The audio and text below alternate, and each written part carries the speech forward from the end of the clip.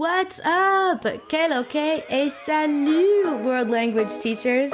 Welcome to the Practical Proficiency Podcast, where we make the transition to proficiency-oriented instruction in your world language class in a way that works for you, your unique context and teaching style, and doesn't sacrifice your well-being along the way.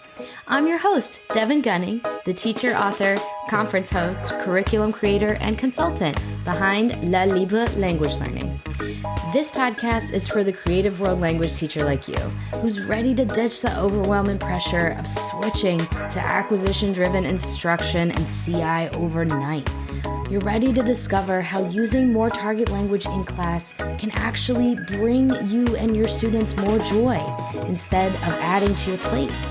With practical, authentic, and down-to-earth strategies that don't require reinventing the wheel or more training, we'll work together towards the magic of a community-based, target language-rich classroom rooted in the power of community and comprehensible input. Let's go. Welcome, everybody. I'm so glad to be here with my guests today on the Practical Proficiency Podcast. If you are watching this, you get to see the wonderful Jen Degenhardt and Theresa are here from the DigiGals to talk all your questions about using novels and expanding literacy in the world language classroom. So y'all get really excited. We were just chatting before this that I put on mascara for this. It's a big deal. We're so excited for you to learn about this. This is a really exciting partnership that I'm starting with Digilangua to make sure that it is easier than ever for you to work with novels in your classroom. I'm so excited for them to talk more about all the knowledge that they have. They actually shared a lot of these amazing ideas about literacy in the world language classroom by coming in and giving an amazing, dazzling workshop with the Practical Proficiency Network. And so they had this amazing idea of, after we did this workshop, let's go do this on the podcast and use these real questions from real teachers about what it looks like to be promoting more literacy through novels in the classroom. So without further ado, we're going to answer some of these awesome questions from y'all, the community. First, I want to give y'all a chance to introduce yourselves and talk a little bit more about how amazing you are. Jen, start us off. Hi, I'm Jen Degenhardt. I have been a Spanish teacher for over 30 years. Currently, I'm teaching at the college level. And I'm the author of about 40 stories, but translated to other languages. I've published 105 books. And I am half of the DigiGal extravaganza here, and thrilled to let you know about our platform and some ideas to get you started with reading, because we need to be doing more of it in the class, and it really does lessen your load as a teacher. So Terry, go ahead. Yeah, so thanks for having us, Devin. We're excited to be here. I'm Theresa Marama, and I'm a French teacher in Northern New York. I've been teaching for 18 years, and I also have published some novels in French that have been adapted to Spanish, Italian, German, and English. So we hope we can share some fun information with you about readers today.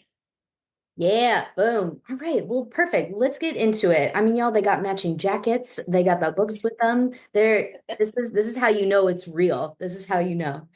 So here's the first question that a member from this program asked that is a great way to start us off, is just thinking about, well, when you want to get started with a class novel, what does that look like? And somebody was asking specifically about the novel Xenix for how do I get started with some pre-reading activities? How do you prime the pump for this? So walk us through what this looks like if you want to start with novels as a whole class together.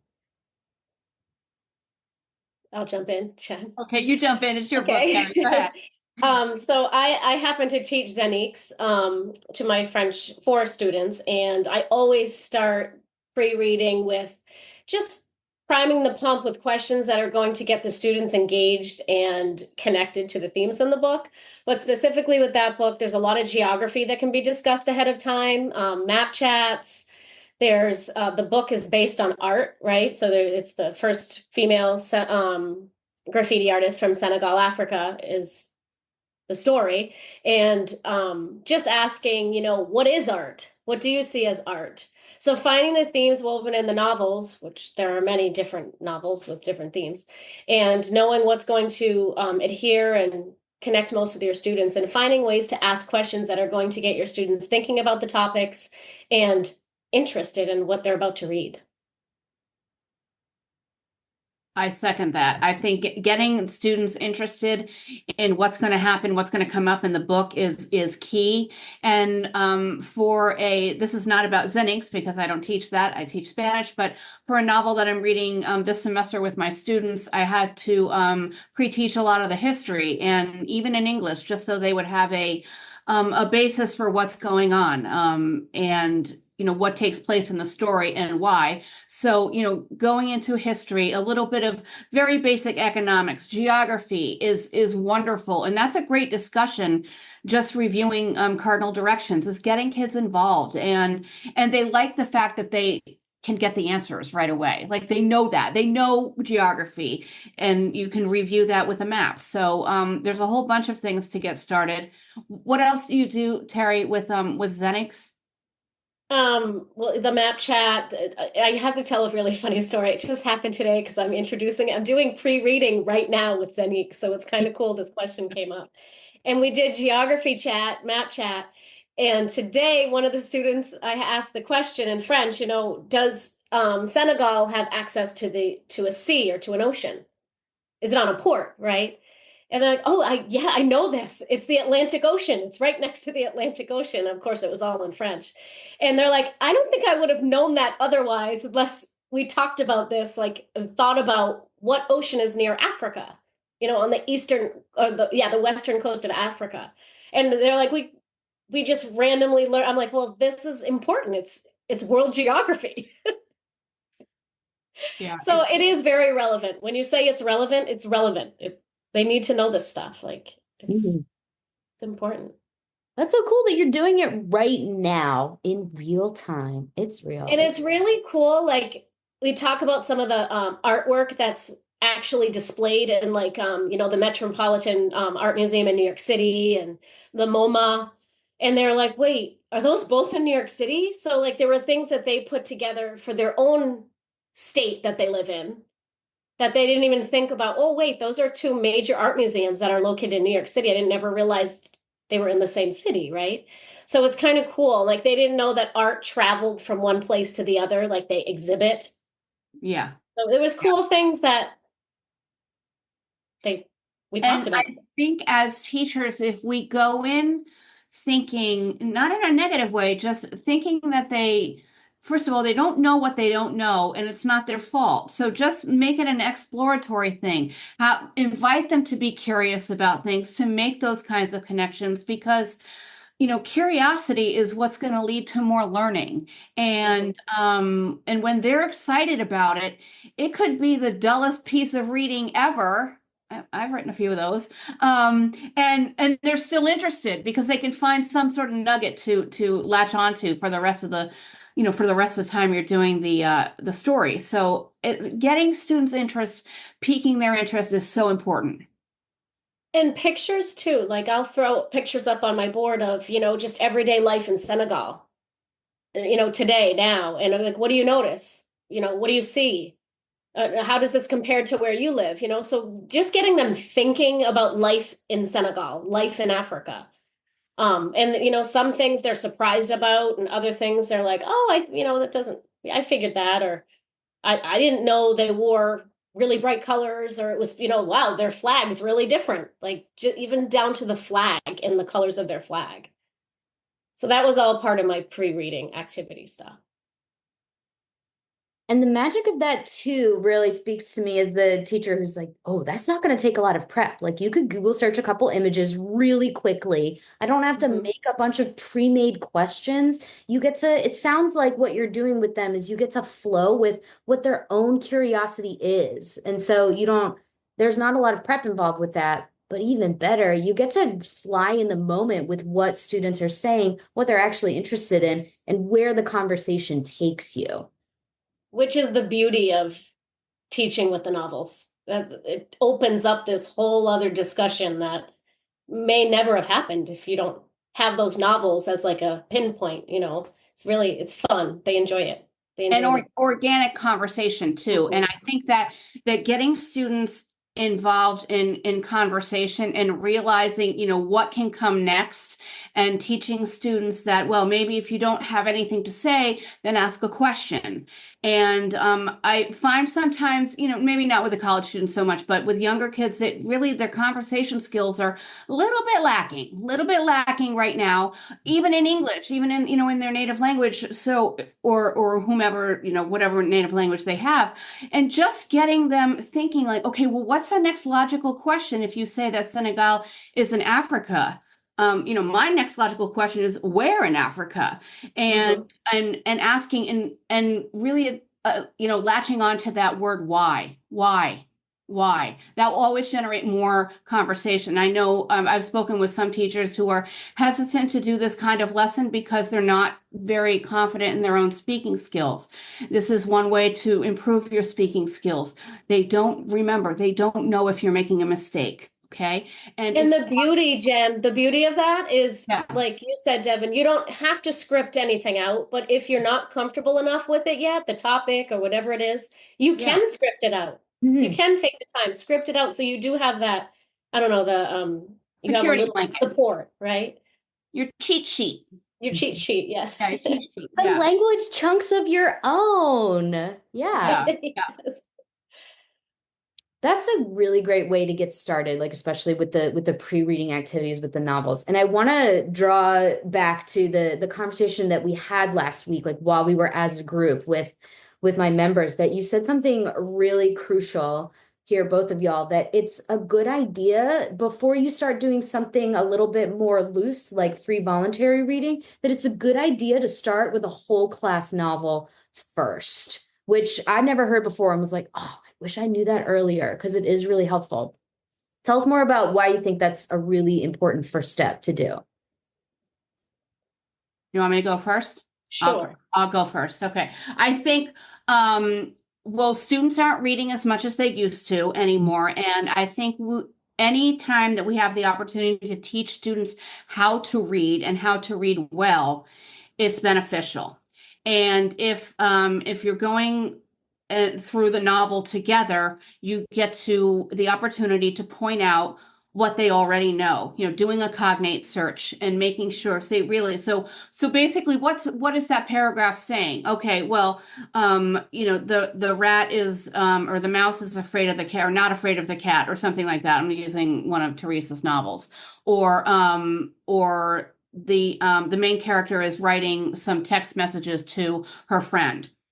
And really, that's really all you need to know, right? That's going on in the chapter. It's not, they don't need to know every single word. And to lessen that fear, lower that affective filter, that don't worry, you don't know every single word in English either. Just press on, my friend. It's gonna be okay. And choosing a novel for your first class novel that might be a little bit lower than the level that they're in. So they're like, yeah, I can read this, right? And getting really excited to building up that confidence. What did I forget? Yeah. That's great. As you touched upon everything. I think too is like with the comprehensible novels, my students, I have the same students for 5 years in a row, and still some of them, I'm like, there's a glossary in the back of the book. They'll ask me what a word means, and I'm like, there's the glossary. Like, you can do all this on your own, really, once I teach you how to do it. So here are the tools. We just have to show them how to use the tools. And I think by reading the class novel first, together, you're showing them how to use the tools that they have right in their hand, which is the book that has everything footnoted or glossed in the back of the book. So I just think it's important to model that before we send them off to grab a book and expect them to know how to use it properly. Adding on to that footnote thing, it came up even in college, and these are not first year college students coming in. And I asked them what the word meant, and they said, I don't know. And I said, it's footnoted on the page. I said, do you see the little number after I mean, really, this is the conversation we had. Do you see the little number after the word? Yes. Okay. Well, then move your eyes down to the bottom of the page. I mean, they just skip over that stuff. So, Mhm. I mean, these are all skills that are cross-curricular. So that's wonderful to promote that. And with these comprehensible novels too, the glossaries are comprehensive. Every word in the story is glossed in the back of the book. So there should be no problem whatsoever in finding what the meaning of a word is. Mhm.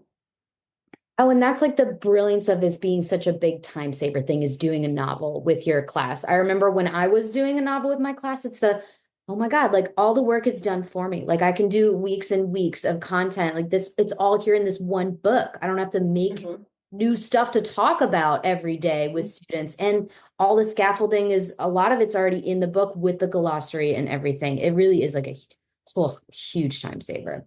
It It, is. it It's is. amazing. It's amazing. And not only a time saver, but it's a connective tissue from class to class. So if you're only doing little mini units every day, some kids don't, can't cut back into it, right? But with the novel, you just start out and the next day, like, okay, remind us what's going on, 2 to 3 minutes, and then move on into the lesson, right? Just like those math teachers who get to review the homework. I mean, I was always jealous of them who got to review the homework and then move into the new stuff. But this is a way to keep what's current with the students and remind them, okay, remember we're reading about this. These are the characters, what's going on. And again, with the comprehensible input, it's repetition, repetition, repetition, input, input, input. So it's okay if you're repeating. It's Mhm. okay. The ones that need it will get it. Mhm. Oh, that's so good. And it's a nice reminder too, is that students like coming back to the same language over and over again. And with a novel, it gives them a fun way to do it because they're reading a story. That's what we want to do anyways.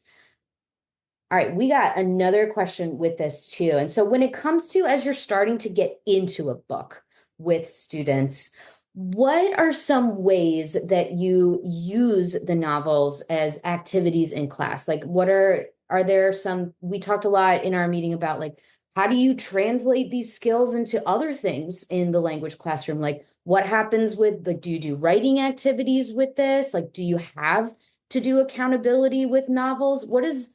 What's your stance on like doing activities as you go along with the novel? I'll start, Jen. Go ahead, you I don't know who's gonna start. So for me, I have 5 preps, so I teach 5 different classes every day, and every class I teach a novel every quarter. So that's 4 times 5, that's 20 books, right?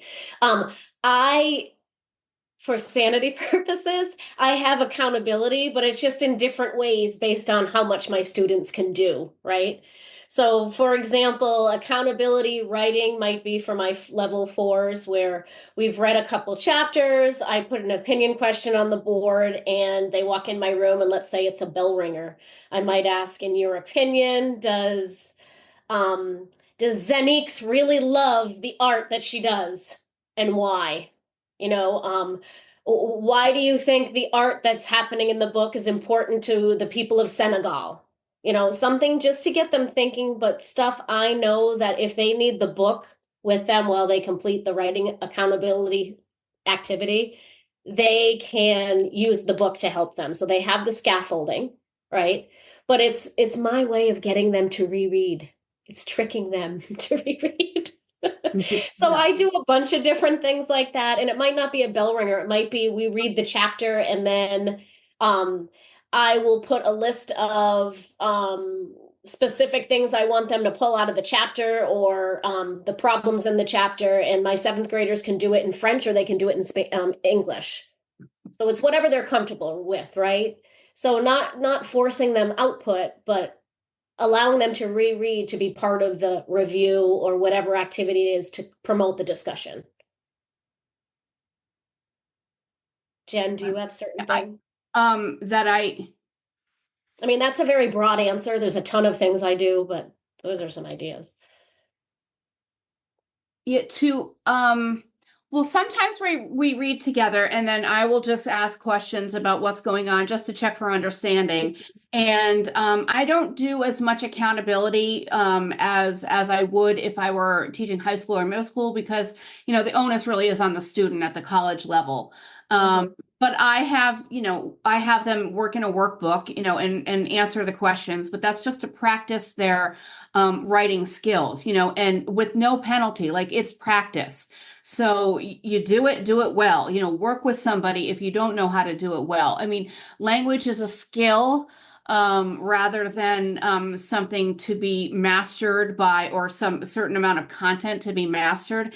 And I Mhm. think that, yeah, I just asked my students this week, what do you think about second language learning? And they came up with some great things like, we don't have the culture in this country that really values learning language, and it's so important to do. And for my courses, and I think when I taught high school too, I don't want to kill that spirit. Like if they want to learn, like have at it. Pick the words you want to learn. If you want to talk about Dungeons and Dragons, go ahead, learn those words. I don't know them. I know I could make up dragon, but I don't know what a dungeon is. And we'll just figure it out. But I'll get interested because the student is interested, that sort of thing. I mean, I have a lot of students who are business majors and finance majors. Very, very not so exciting to me, right? But I'm into because they're into it. They want to learn that vocab. I'll figure it out, that kind of thing, or help them discuss what they want to with words that they know. Okay, early words that I know. Let's be honest about that. So I even forgot the question. So here we go. We're just having a middle age moment. So The You're on it accountability though. level. oh, the accountability. Yeah. I mean, I don't do as much as I would because the assumption is that they're going to come in and do it. And I think if you create that atmosphere where you lower that affective filter and everything's not so grade oriented, that they might actually just do the work. I'm finding that more this semester than I have since I started teaching college. And I've just let it be like, just come in. I want you to learn something. I want you to learn something. I want you to learn something. I want you to be thinkers. We are a very privileged group of people here in this class.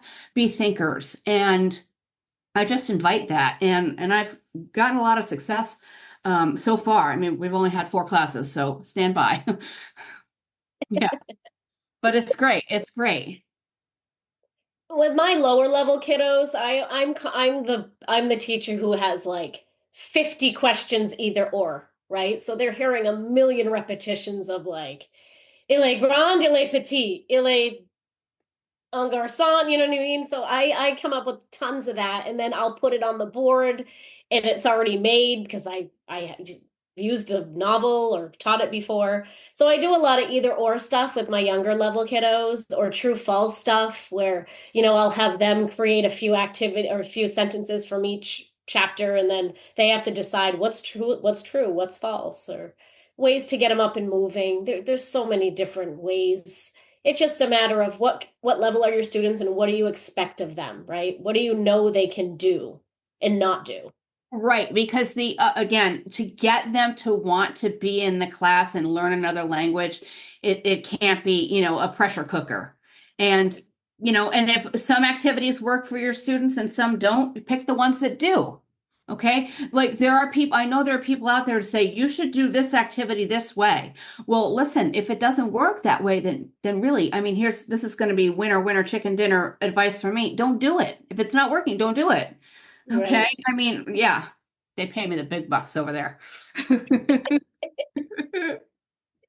So there's so many options that people can do with novels. Like you can even like check in with the English department and see like what are some ways that you check for understanding at the end of a novel. But the heart of what I'm hearing from both of you is that it's so much more fun, so much more engaging, and so much more personalized when you give students the opportunities to explore their own language, explore their own interests, and help foster a sense of curiosity with working with the activities that you know that they like and are going to let them have, still working with language in a structured way, like you said. Like with level ones, you're giving them either or questions, but the questions that don't work, you toss them and you move on to the next one and don't lose sleep over it. So it's the same type of accountability activities that you would do with other things. But it seems like novels in general, from what you're saying too, the beauty of it is that it's supposed to ignite an excitement for learning about something new. So accountability isn't really a full focus of what you're trying to do. Like literacy is the focus. So I have a spontaneous question since we're on it, just thinking about it. Like you've talked about how important literacy is in the classroom, especially in world language.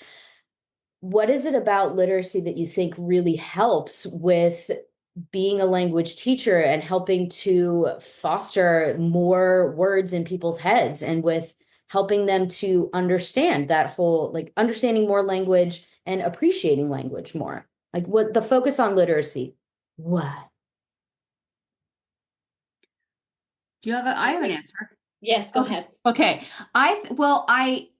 I think students should read, and I think, the more words that you have in your brain, the more thoughts you can come up with in different ways. And I mean, yeah, so this again, paying me the big bucks, but and coming up with connections between the languages and also connections within the target language itself. We were just talking today about pensamientos and sentimientos, so thoughts and feelings, and we it was on a vocabulary quiz I gave only to get them there on time, not because I really care if they got a good grade. Okay, so Gotta do so it. yeah, I gotta work with what I got here, and they were all on time.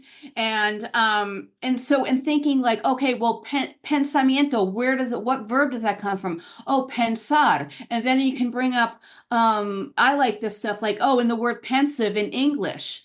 And there, so look at, you got 3 for 1 right there. You got 2 words in Spanish, one in English, and you're heading on to your SATs if you're going that route. Sentimiento, and the questions that were generated in class today were good. Like, well, sentir, that means to feel, right? And I said, yeah, sentimiento here, pensamiento here, and just making those connections for students. And it's not about checking a box. We've just gotten so rubriced and so pyramided and so box checked. Okay, I made up all that stuff all by myself right now. That it's not we're not allowing students to think, and they like it. Yeah. They love it when they can put some stuff together like, oh yeah, that's great. I mean, so, and I think also my other comment about reading in target language is it's more of a game, right, for students. I mean, English English reading is drudgery because we've made reading, something not to be enjoyed. I don't know why, because it's so wonderful. But reading in English is drudgery. And well, don't get me started about why they teach the Odyssey in the ninth grade, because that's a whole other thing altogether, right? Give them something that's accessible to them, where they're going to dive in. You can do the hero's journey and a whole bunch of other novels, just saying, folks. Mhm. But also, like, trying to put stuff together, because another language is kind of like a puzzle. And I don't know, it sort of I think it removes the stress if the teacher allows for that stress removal. Just make sure that you keep repeating. It's okay if you don't know all the words. It's okay if you don't get anything. It will come, because it will. It Mhm. will, because you've already proven you've done it once. You already speak one language. You already communicate in one language, and allowing them to just relax, because a lot of them also said to me in their responses to the question this week was, I had some really bad experiences in high school. And I said, I get it, my friend. I get it. You Mhm. know, don't grammar them to death. I just made that a verb. See, I mean, we know what I'm talking about when I say don't grammar them to death. It's not a verb. I don't think it's a verb, but don't do it. Okay, don't do it. But allow for that communication. You'll be surprised what they come up with. And the sense of success and the way the students feel when they complete a reader, as opposed to completing a vocabulary quiz, right? Like, where is the win? Where is the win in Yeah. that? Like, the students were all like, cannot believe we read 4 books this year. Like, and we can talk about them freely in the target language. I mean, my 7th graders can by the end of the year. And it's like, now isn't that something to be like pat yourself on the back for? That's a huge accomplishment. Especially, I think for those kids who come in, like your 7th graders, Terry, who come in not knowing anything, Mm-hmm. and then they're able to read a book by the end of the year. I mean, Mm-hmm. that's fascinating. It always fascinates me. Level 1 is my favorite. Mm-hmm. Is And it's seeing that. so cool to see their gains, right? Their Yeah, progress. yeah, That's absolutely. awesome. And not everybody progresses at the same time, but just to see that they can put a word on the paper that makes sense to what we read in the last 5 chapters, like that's a win. It is. It's a total win. It's a It's a total win. win. And I think, and that's where we get into where you as the teacher and you as the expert in the language delivery process, whatever that is. Clearly, I don't know all the right words, but you get to make those calls, right? I mean, I tell the students, don't worry, because I've got kids who are native speakers in the same class as somebody who just popped out of high school, not having taken language before because they went to a technical high school. Well, obviously, I can't evaluate them on the same scale because you know what? I mean, I'd be out of a job. They'd be crying in their soup, and that'd be the end of the story. So, you know, be malleable as you Mhm. would want people to be malleable with you. Well said. I knew that y'all would sell it for sure because it's not just like the average activity. There's so much power in using a book in class with any kind of literacy that you're doing.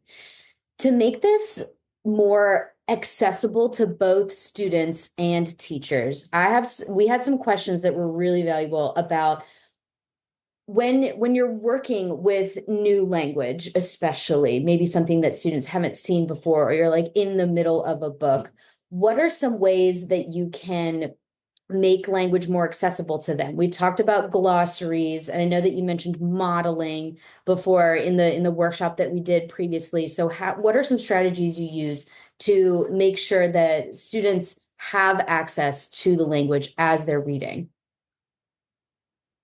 I have posters everywhere in my classroom for like the Super 7 verbs, things like that. We always create anchor charts.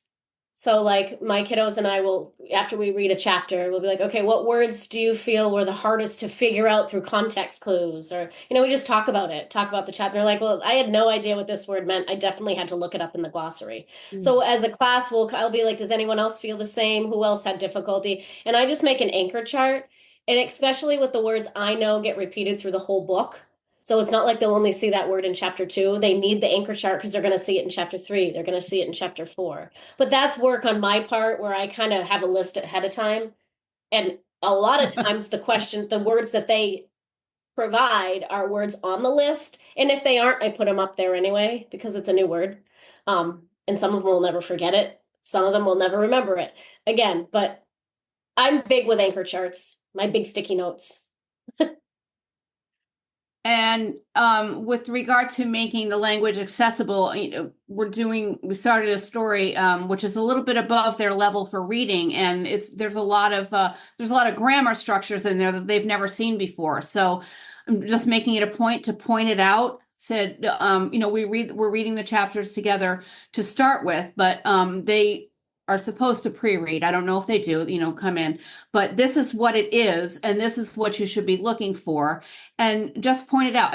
You don't need to use it, but just know what it is, know what you're looking at, know what you're reading, making it just sort of like, oh, all right, it's something that I can, keep putting in my back pocket for, maybe chapter 10. Maybe by chapter 10, I'll figure it out. Maybe I won't ever figure it out.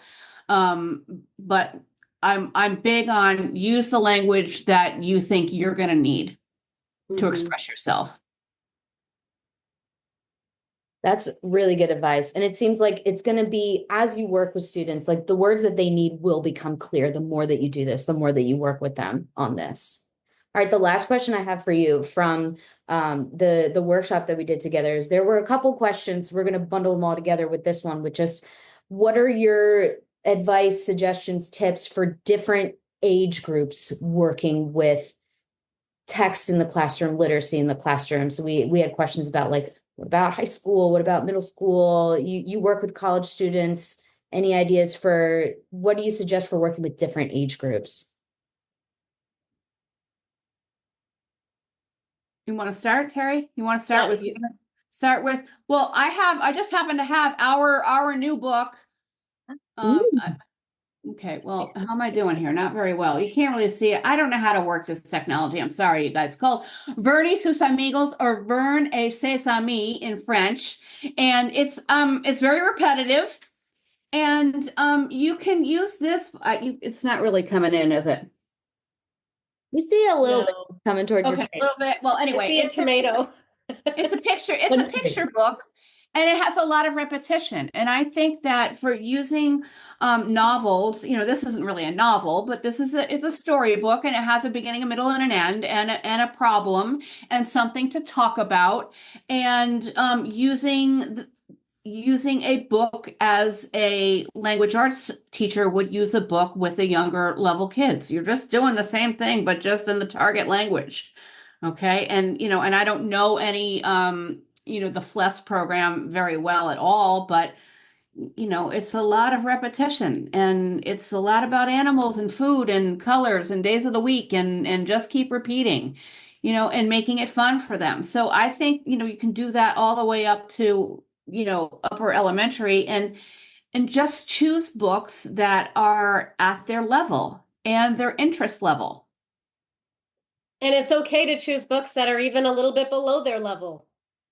Because the conversation that comes out of like my French fours are reading Xenix right now, and that is not a French four level book.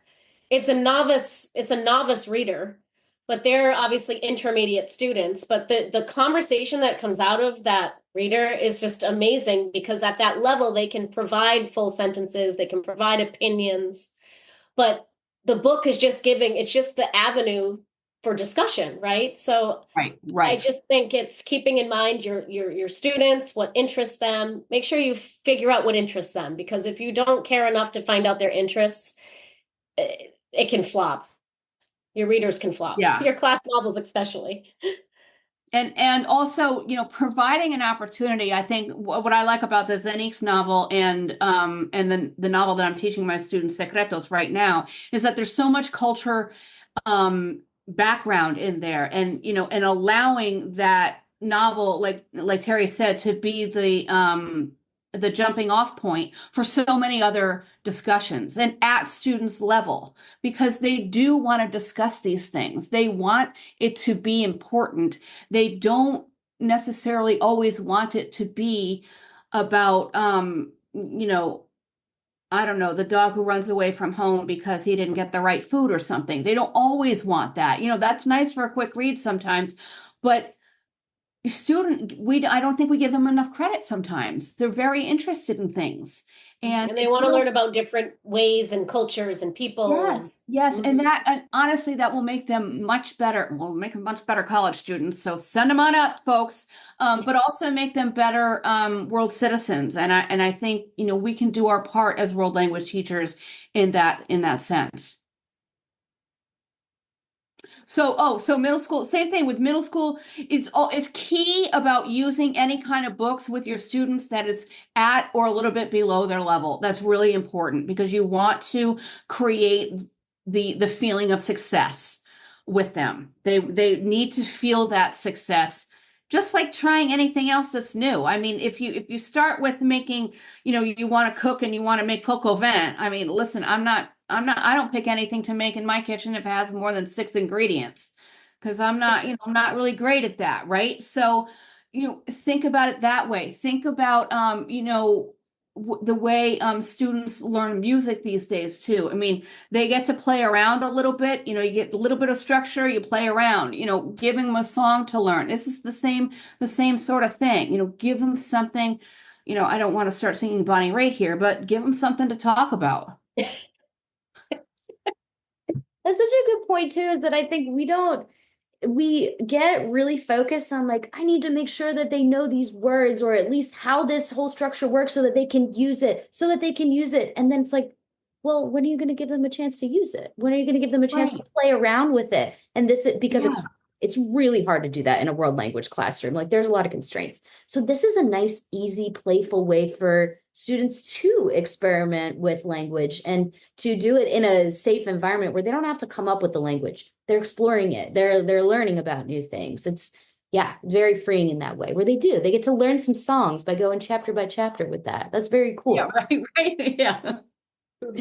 Awesome. Well, I'm sure that people are like me and are just dying to see like what are some of the books that you have out there on your platform? Can you tell us a little bit more about Digilangua and what it offers? And for the folks at home who are listening, don't worry, we'll narrate along for you so that you can see. But if you're watching, I would love to see what some of the things are that you have in the Digilangua library. And while Teresa's getting set up there, Digilangua is a platform. It's kind of like a world language LMS, and we've put our books on this platform with audio. So it's a digital book and audio for most of the books, and all of our books are on there, and teachers can access the entire library.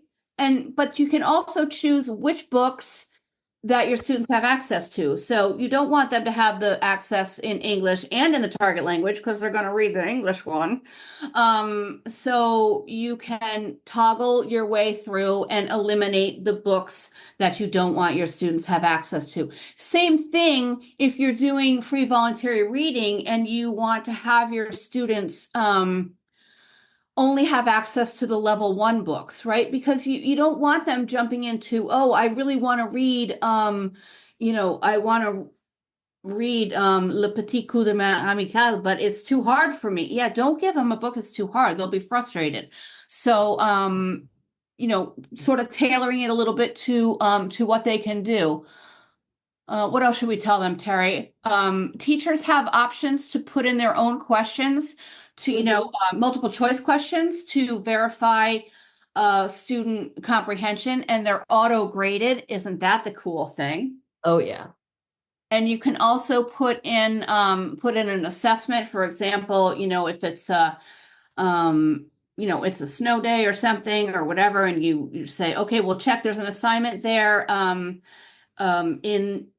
the LMS, on the Digilangua LMS, do that assignment and submit it into your own LMS, your school's LMS or something like that. What else students on this platform, we have no access to any student information, none. So it's COPA compliant and ED2, is that what it's called? And 2D law, yeah. Yeah, 2D law, yeah. And it's really a game changer. Oh, and if we access a single book right now, this is my absolute favorite feature of this.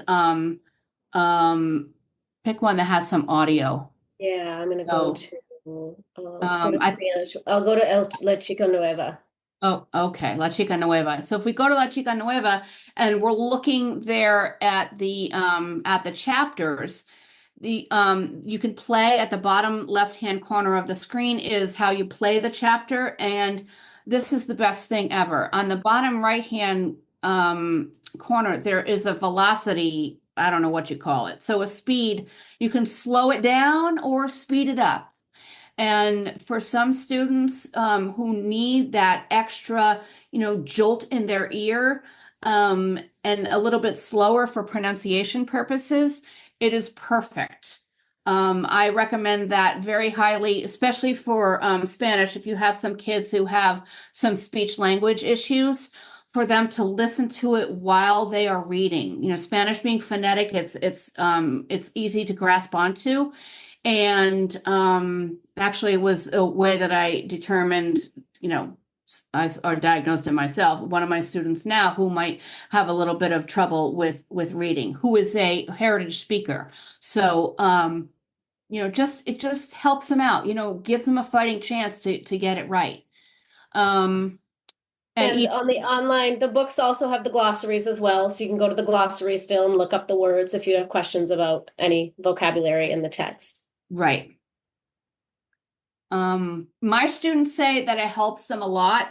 And a lot of the audio on this is professionally produced by Submarino Amarillo Studios in Venezuela. It's a friend of ours who's doing the background and helps with the like sound effects and stuff like that. So it helps tell the story a little bit for those students, who need that extra hook or who need that extra boost with, oh, okay, so the door is going to open. That must be what that means or something like that. Oh yeah. Did you mention the themes, Jen, that they can toggle? I didn't get there. No, go ahead. So also on the site, you can toggle by language level. And the cool part is if you're teaching, a unit on identity or travel or social justice and human rights, we put all of our readers into their corresponding themes. So you can find them really easily that way, which is really cool. And to provide a recommendation to all of the teachers listening, you can find a novel that will coalesce with whatever you're supposed to teach, supposed to cover. I hate these terms, but whatever's in your curriculum, and I mean that in a nicer way. So you can find a novel that will complement what's going on and help keep the conversation going instead of that list of 75 vocabulary words on technology. Only 3 of them that you use yourself, even though you've been speaking the target language for years. True. Okay. Yeah, no.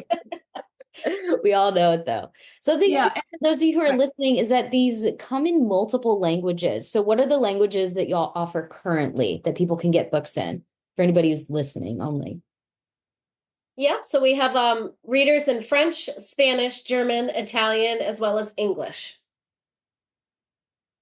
And the books sometimes I have suggested this to a couple of my students who are really struggling. I said, okay, well, listen, I'm going to give you access to the English book, blow through that first and just to have, so you have an idea of what's supposed to be happening, right? I mean, is it a cheat? Sure. But you know what? I'm all about making them feel like they can do it. And so, making that connection as they go along. And I think, as a teacher, you can make those choices and use your discretion. Yeah, that's great. And honestly, I have a surprising amount of people who actually teach English abroad and listen to this podcast. So don't be surprised if you have people who are like, ooh, I have some English readers that I can use in my classroom. This is going to be awesome. Yeah, that's wonderful. Yeah, because we are really, we think the books are really well suited for English language learners.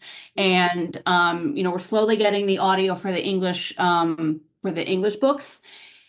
And we just wanted to mention, just so you know, that it's totally we're not running off to Tahiti on all of y'all's subscriptions. So it's you can do a monthly subscription for $29. 29 is that what it is, Theresa? Mm-hmm.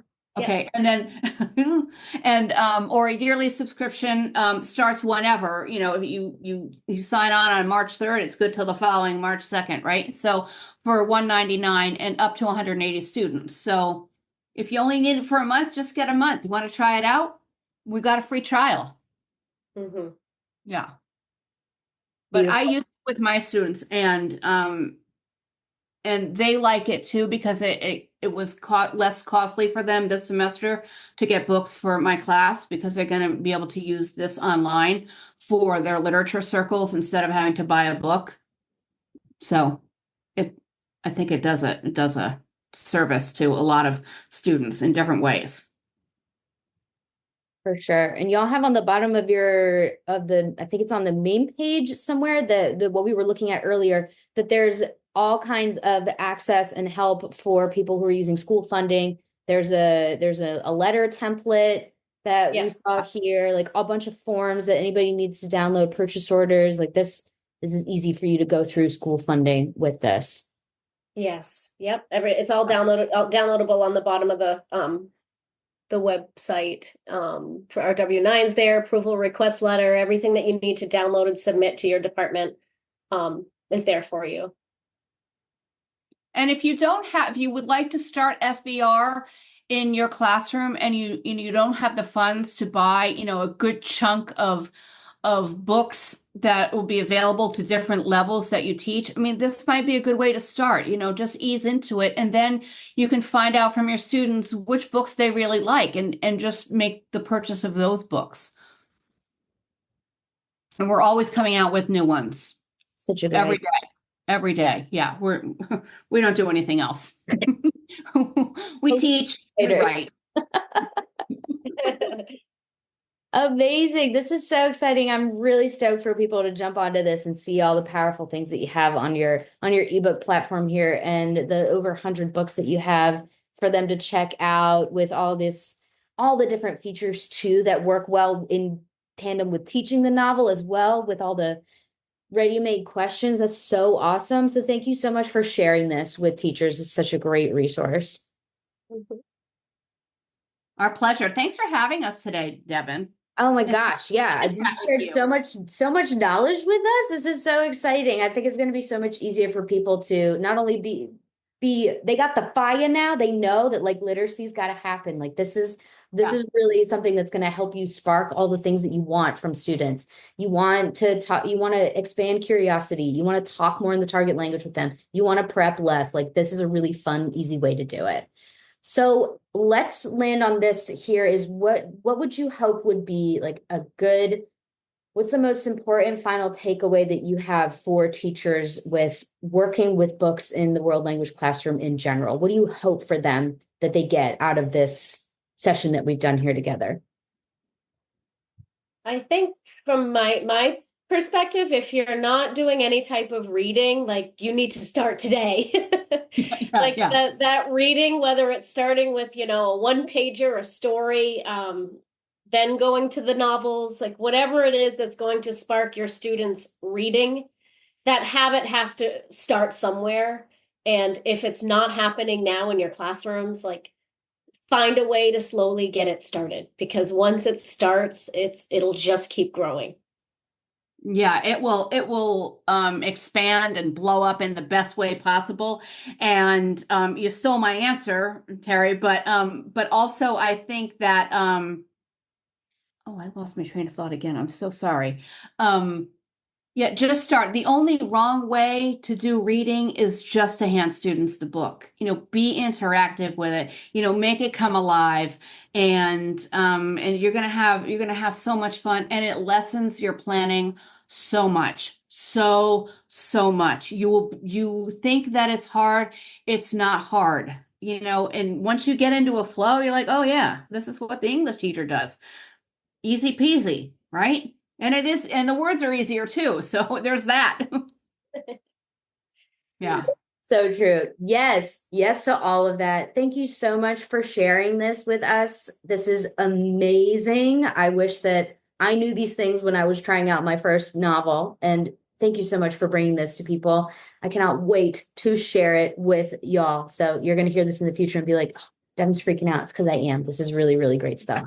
Thank you guys so much for this and for all the years of partnership that we've had. It's really great for you to share everything that you know about novels with the world. Thank you for that. Thanks for having us. Bye. Bye.